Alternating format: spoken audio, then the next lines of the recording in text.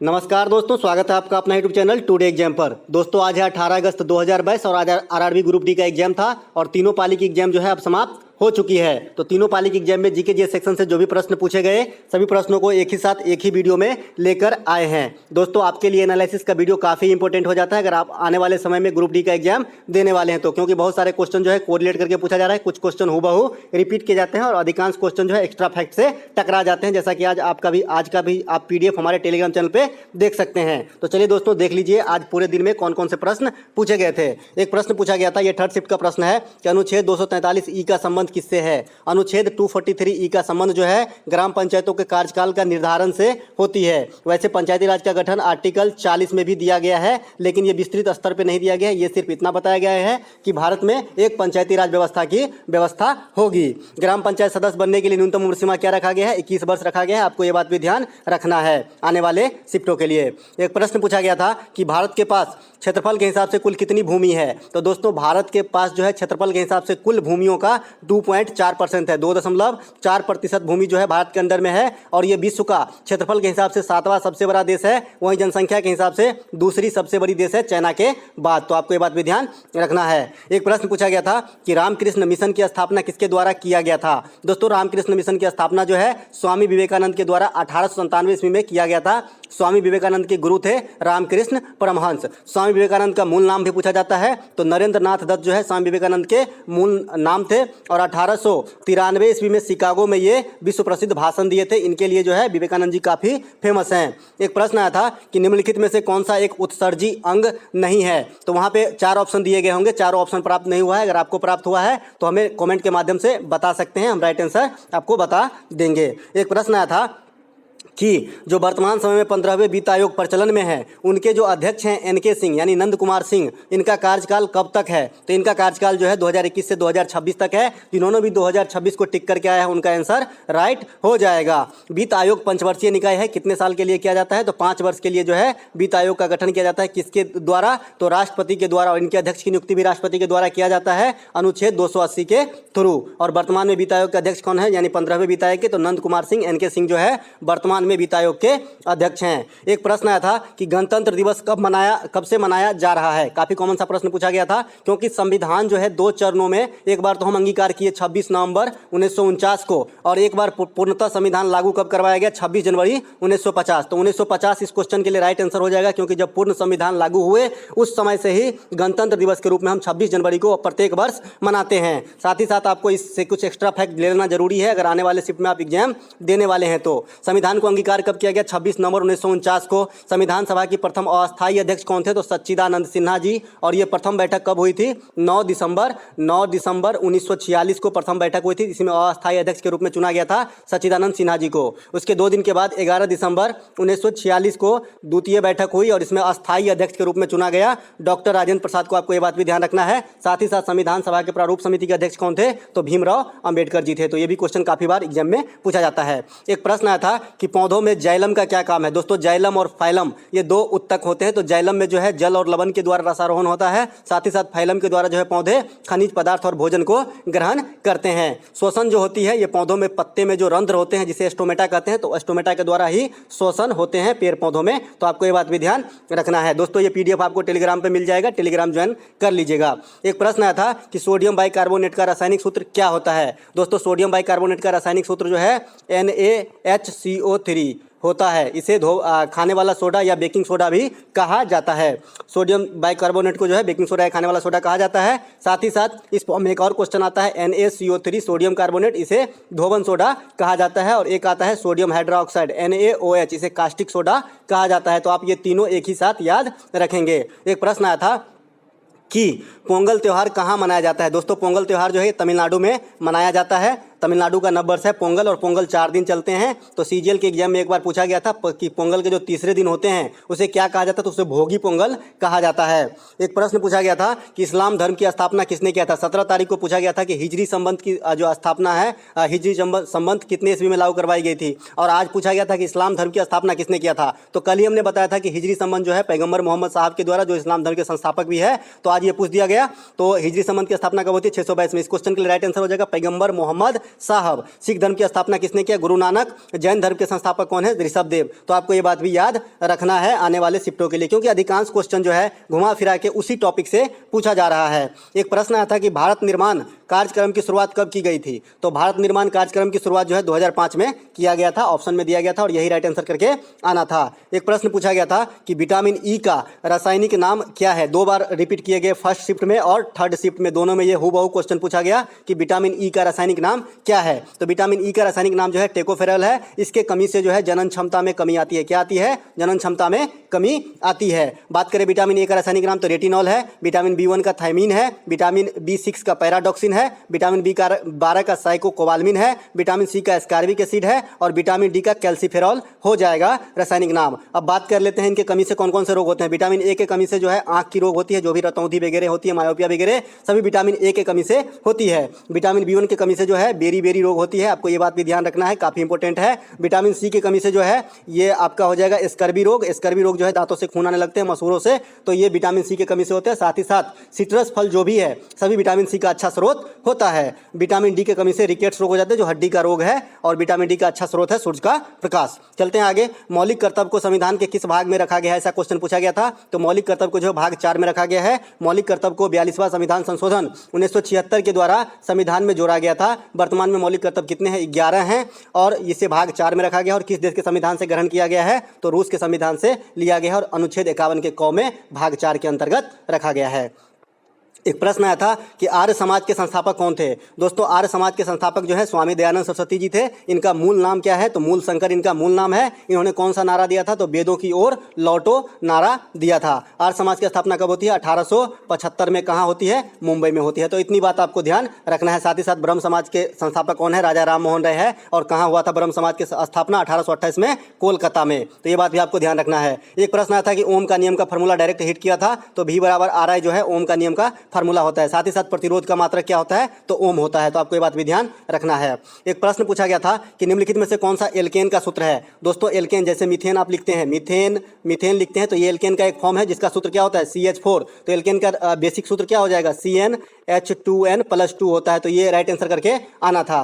साथ ही साथ वहाँ पे एल्कीन का पूछा गया था और एल्काइन का भी ऑप्शन में दिया गया था। तो एल्कीन का क्या होता है? CnH2n हो जाता है और एल्काइन का क्या हो जाता है? CnH2n-2 हो जाता है। तो आपको ये तीनों बेस फॉर्म याद रखना होगा। भारत का सबसे दक्षिणतम बंदरगाह कौन सा है? फर्स्ट शिफ्ट में पूछा गया था। तो भारत का सबसे दक्षिणतम बंदरगाह जो है ये तूतीकोरिन कहाँ स्थित है? तमिलनाडु में स्थित है। वहीं पर बात करेगा भारत का सबसे बड़ा बंदरगाह, तो ये नन्हा सोबा है। ये कहाँ है? तो ये महाराष्ट्र के अंदर स्थित है। एक प्रश्न पूछा गया था कि लोसर उत्सव कहाँ मनाया जाता है? जब कल के शिफ्ट में पूछा गया था कि लोसांग, तो वहां पर मैंने लोसर का जिक्र कर दिया था, पीडीएफ में भी आप देख लीजिएगा। तो लोसर उत्सव जहां भी बौद्ध धर्म के लोग रहते हैं वहां पे मनाया जाता है। खास करके इंडिया में जम्मू कश्मीर, अरुणाचल प्रदेश और हिमाचल प्रदेश में जो है लोसर त्यौहार मनाया जाता है। बात करेंगे लोसांग त्यौहार की, जो पूछ दिया गया है, तो ये सिक्किम में मनाया जाता है। आपको ये बात भी ध्यान रखना है।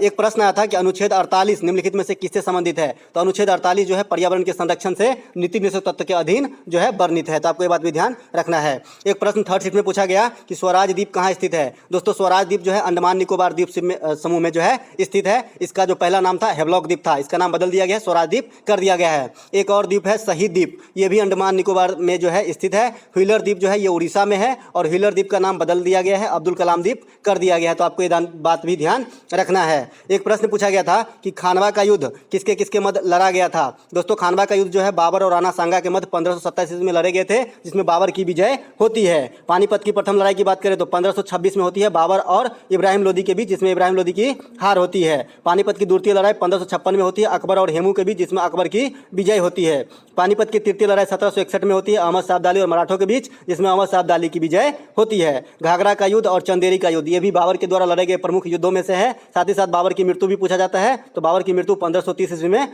हो गया था। तो आपको ये बात भी ध्यान रखना है। एक प्रश्न पूछा गया था कि पेस मेकर का संबंध किससे है? दोस्तों पेस मेकर का संबंध जो है, ये तीन ऑप्शन दिए गए थे, यकृत, लीवर, हृदय। तो यहाँ से जो है आंसर हो जाएगा राइट, ये हो जाएगा हृदय। हृदय की गति संबंधित है पेस मेकर। एक प्रश्न आया था कि निम्नलिखित में से किस संघ के पौधों द्वारा प्रजनन दोबारा हो सकती है? इस प्रकार का प्रश्न आया था। तो वैसे तो बहुत सारे पौधे जो है दोबारा प्रजनन कर सकते हैं, लेकिन जो ऑप्शन के अनुसार है, जो एंजियोस्पर्म के पौधे दिए गए होंगे वही दोबारा प्रजनन कर सकते हैं, क्योंकि एंजियोस्पर्म के जितने भी पौधे हैं सभी दोबारा प्रजनन कर सकते हैं। इसे हिंदी में आवर्त बीजी कहते हैं। विश्व की सबसे लंबी पौधा जो है है ये सिकोया है, ये अनावृत बीजी पौधा का उदाहरण है। वहीं पर आवृत बीजी पौधों में सबसे लंबा कौन सा होता है, तो यूकेलिप्टस होता है, जिसे आम बोलचाल की भाषा में सपेता कहते हैं। गाँव घर में आप देखेंगे इसके छाल छिले होते हैं, व्हाइट व्हाइट कलर का पौधा होता है। एक प्रश्न पूछा गया था कि निम्नलिखित में से कौन सा कार्बन का अपरूप है। कल के शिफ्ट में पूछा गया कार्बन के अपरूप, और आज भी पूछा गया था। तो कार्बन के अपरूपों में से जो प्रमुख है हीरा है, ग्रेफाइट है, फ्लोरीन है, कोयला है। अब इनके बारे में थोड़ा सा नॉलेज ले लीजिए, काम आएंगे, इंपोर्टेट कर लीजिएगा, यहाँ से क्वेश्चन आने की 100% संभावना है। हीरे की चमक किस कारण से होती है, तो पूर्ण आंतरिक परावर्तन के कारण होती है। ग्रेफाइट कैसा होता है विद्युत का, तो सुचालक होता है। ग्रेफाइट का उपयोग क्या कहाँ होता है, तो लेड पेंसिल बनाने में और साथ ही साथ रिएक्टर स्केल में मंदक के रूप में प्रयोग किया जाता है। दोस्तों आज ही हमने प्रीवियस ईयर के 1000 प्रश्नों का वन लाइनर टाइप किया हुआ इसी प्रकार का प्रश्न एसपीडी का पोस्ट किया है, आप देख सकते हैं वीडियो, वहां आप विजिट करके देख लीजिएगा, काफी इंपॉर्टेंट और काफी फायदेमंद रहेगी आने वाले एग्जाम के लिए। एक प्रश्न पूछा गया था कि कचई लेमन फेस्टिवल कहां मनाया जाता है। तो दोस्तों कचई लेमन फेस्टिवल जो है ये मणिपुर की प्रमुख त्योहार है, तो यहाँ पे राइट आंसर मणिपुर करके आना था। एक प्रश्न करंट सेक्शन से पूछा गया था कि भारत के वर्तमान CAG कौन है। नियंत्रक एवं महालेखा परीक्षक की बात कर रहा है, तो गिरीश चंद्र मुर्मू जो है भारत के 14वें नियंत्रक एवं महालेखा परीक्षक के रूप में पदासीन है। नियंत्रक एवं महालेखा परीक्षक की नियुक्ति कौन करते हैं, तो राष्ट्रपति के द्वारा किया जाता है, और ये 6 से 65 वर्ष की आयु तक की जो है पदभार धारण करते हैं, यानी 65 वर्ष हो गया तो ये रिटायर हो जाते हैं। ऐसे इनका सामान्य कार्यकाल 6 वर्ष का होता है। नियंत्रक एवं महालेखा परीक्षक के संबंधी जो अनुच्छेद है ये 148 है, तो आपको ये बात भी ध्यान रखना है। चलते हैं आगे। एक प्रश्न आया था करंट सेक्शन से कि 73वें ग्रैंड मास्टर कौन बना है। दोस्तों 73वें ग्रैंड मास्टर जो है ये भरत सुंदरम जो है बने हैं 73वें ग्रैंड मास्टर। बात करें भारत के प्रथम ग्रैंड मास्टर, तो ये विश्वनाथ आनंद जो है ये भारत के प्रथम ग्रैंड मास्टर है, जो फेमस शतरंज खिलाड़ी हैं, इन्हें कौन नहीं जानता है। राजीव गांधी खेल रत्न पुरस्कार सबसे पहले इन्हें ही दिया गया था। वर्तमान में राजीव गांधी खेल रत्न पुरस्कार का नाम बदल करके मेजर ध्यानचंद पुरस्कार कर दिया गया है। फिर से जो हमने कहा कि ये क्वेश्चन रिपीट किया गया है, वही हुबहू क्वेश्चन आ गया कि विटामिन ई का रासायनिक नाम क्या है, तो टोकोफेरॉल होती है, और विटामिन ए का रेटिनॉल, विटामिन B1 का थायमिन, विटामिन B12 का साइनोकोबालमिन, विटामिन B6 का एस्कार्बिक एसिड, विटामिन डी का कैल्सीफेरॉल। इन सब के होने वाली बीमारी अभी हमने जिक्र किया, हम दोबारा नहीं करेंगे। साथ ही साथ मैं आपको बता दूं कि जल में घुलनशील विटामिन पूछा जाता है, तो बी और सी जो है जल में घुलनशील विटामिन है, वसा में घुलनशील विटामिन जो है ADEK है, तो आपको ये बात भी ध्यान रखना है। चलते हैं आगे, अगला प्रश्न देख लेते हैं कि पूछा गया था कि वर्तमान में पंजाब के मुख्यमंत्री कौन है। दोस्तों मैंने पहले ही बताया था कि SSC MTS में ये क्वेश्चन 16 से 17 बार रिपीट किए गए, तो इसी प्रकार ये क्वेश्चन के पूछे जाने की पूरी संभावना होती है। इसलिए संभावना होती है क्योंकि जो 5 राज्यों में चुनाव हुआ था 2022 में विधानसभा चुनाव, इसमें आपकी सरकार बनी है, बाद बाकी सभी में जो है बीजेपी की सरकार बनी है। तो आप जो है एक छोटी सी पार्टी होते हुए उभर रहा है, इसीलिए ये काफ़ी चर्चा में होता है। तो इसीलिए यहाँ के जो है CM पूछे जाते हैं, तो यहाँ के CM जो है पंजाब के भगवंत सिंह मान है, ये आप पार्टी से है और 2022 में ये CM पद की शपथ ली है। साथ ही साथ पंजाब के वर्तमान में राज्यपाल कौन है, तो बनवारी लाल पुरोहित जो है पंजाब के राज्यपाल हैं। चलते हैं आगे। एक प्रश्न पूछा गया था कि इनमें से कहाँ मैनग्रोव वन पाया जाता है। दोस्तों मैनग्रोव वन दलदली वाली एक वन होती है, जो समुद्र के किनारे वाली जो भी एरिया है वहाँ पर इनसे पाए जाने की संभावना होती है। तो पश्चिम बंगाल में जो है भारत की सबसे बड़ी मैनग्रोव वन स्थित है सुंदरबन डेल्टा में। बात करें सुंदरबन डेल्टा जो विश्व की सबसे बड़ी डेल्टा है, इसे गंगा ब्रह्मपुत्र डेल्टा भी कहा जाता है, आने वाले शिफ्ट के लिए इंपॉर्टेंट हो जाता है। और यहाँ पर सुंदरी वृक्ष पाई जाती है, सुंदरी की जो वृक्ष है ये सुंदरबन डेल्टा में, इसी के नाम पे इनका नाम जो है सुंदरबन डेल्टा रखा गया है। एक प्रश्न आया था कि 2021 वन रिपोर्ट के अनुसार द्विवार्षिक वृद्धि क्या है। आप जानते हैं कि वन रिपोर्ट जो है हर दूसरे बार पेश किया जाता है FSI के द्वारा, फॉरेस्ट सर्वे ऑफ इंडिया के द्वारा, जिसकी मुख्यालय कहाँ है, देहरादून में इसकी मुख्यालय स्थित है। और इस 2019 में पिछला करवाया गया था, फिर जो लेटेस्ट वाली है 2021 में करवाया गया था। तो इसके अनुसार जो वनों में वृद्धि है, समग्र वन की वृद्धि जो है 0.32% है। तो आपको 0.32% करके राइट आंसर करके आना था। बात करें देश में भी वनों की प्रतिशत कितनी है, तो वनों की प्रतिशत 24.62 है। 2019 में ये कितनी थी, 21.71 थी। तो वनों में वृद्धि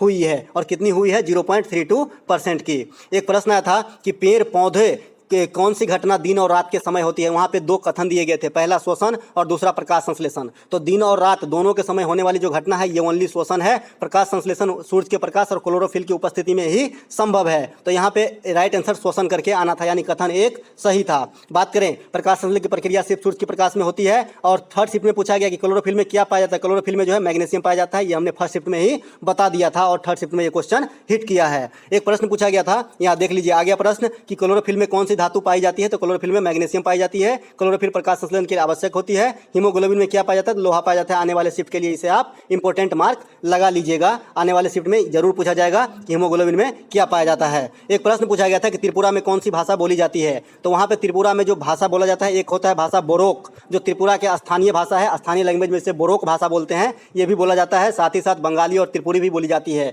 तो जैसा ऑप्शन में रहा होगा वैसा आंसर हो जाएगा। एक प्रश्न पूछा गया था कि पंजाब नेशनल बैंक में कौन कौन से बैंक का विलय किया गया है, या फिर दूसरे लैंग्वेज में पूछा गया था कि पंजाब नेशनल बैंक जो है किस किस बैंक से मिलकर बना हुआ है? तो ये यूनाइटेड बैंक और ओरिएंटल बैंक ऑफ कॉमर्स, इन दोनों का विलय हो गया है पंजाब नेशनल बैंक में। और देश का सेकंड लार्जेस्ट बैंक है पंजाब नेशनल बैंक। पहला कौन सा है? तो SBI बैंक है। और देश के सार्वजनिक क्षेत्र में मात्र 12 ही बैंक बचे हैं। तो आपको ये बात भी ध्यान रखना है। बंधन बैंक की स्थापना कब हुई थी? तो बंधन बैंक की स्थापना 2015 में हुई थी। हेडक्वार्टर कहाँ है? तो कोलकाता में स्थित है।